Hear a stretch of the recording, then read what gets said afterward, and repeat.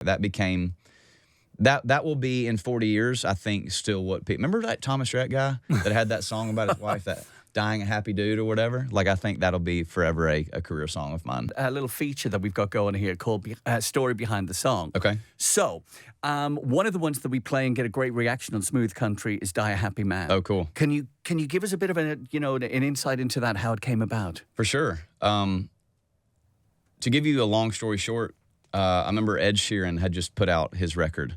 And when I heard Thinking Out Loud, I was like, it's one of the greatest songs I've ever heard in my life. I was like, I haven't ever written a real love song. If it hadn't have been for me hearing that song, I don't know that I would have been inspired to write that song. And I remember being in a parking lot in Arkansas with two guys that I had never written with, who were both pop writers from LA. They came on the road with me for the weekend, and we woke up at like 11 o'clock that day, wrote Die a Happy Man. We all thought, man, that's a cool song. And I ended up playing it the same night, acoustic, that we wrote the song. And I remember watching people's faces in the crowd light up. And I remember being like, might have something really special here, And so I sent it to my wife and I sent it to my label, and everybody was like, we think this is a career song for you. But as a songwriter, you write so many things that you're like, this is a smash, this is a smash.